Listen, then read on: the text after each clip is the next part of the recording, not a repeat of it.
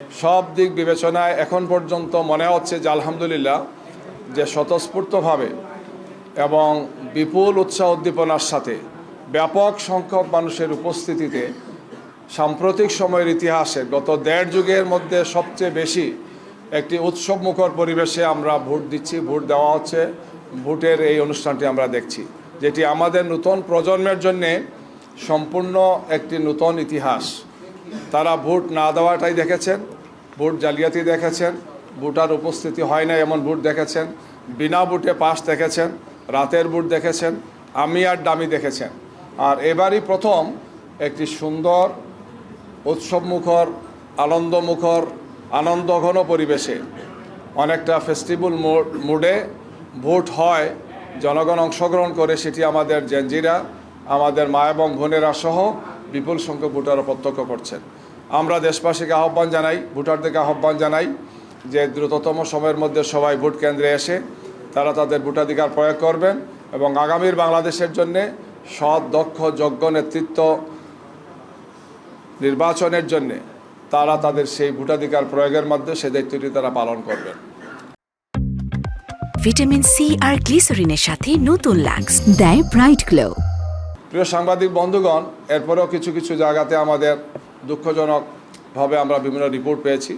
যে সমস্ত রিপোর্টগুলো আমরা পেয়েছি সেই সমস্ত আপনাদের সামনে পর্যায়ক্রমে উপস্থাপন করছি। এর মধ্যে বরিশালের ভোলাতে ব্যাপকভাবে আপনারা জানেন গতকালকে আমাদের উপর হামলা হয়েছে, আমাদের নেতাকর্মীদের উপর হামলা হয়েছে, আমাদের এজেন্টদেরকে কাজ করতে দেওয়া হয় নাই। তারা যখন এজেন্টের কাগজপত্র রেডি করছিলেন সেখানে সংঘাত হয়েছে।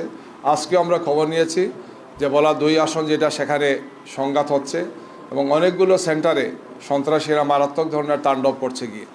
প্রশাসনের পক্ষ থেকে খুব ভালো কার্যকর সহযোগিতা এখনও করছেন, এই ধরনের অভিযোগ আছে। আমরা নিয়মিত যোগাযোগ রেখেছি, বলেছি যে এই সমস্ত বিষয় তারা যাতে অভিযোগ করেন। কুমিল্লা 8 বড়ুড়া এই আসনেও বিভিন্ন ধরনের সমস্যাগুলো তৈরি করছেন সন্ত্রাসীরা।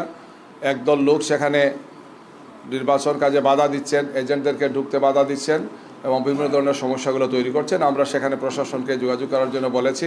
আমাদের পক্ষ থেকেও কেন্দ্রীয় নির্বাচন পরিচালনা কমিটির পক্ষ থেকে আমরা কথা বলেছি গিয়ে।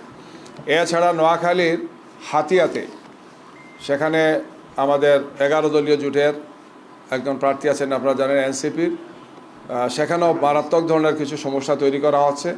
সেখানে ভোটারদেরকে ভোট কেন্দ্রে যেতে বাধা দেওয়া হচ্ছে, এজেন্টদের সমস্যা তৈরি করা হচ্ছে, হুমকি দুমকি সেখানে দেওয়া হচ্ছে, ফিজিক্যালি ইনসাল্টও করা হচ্ছে অনেক জায়গাতে।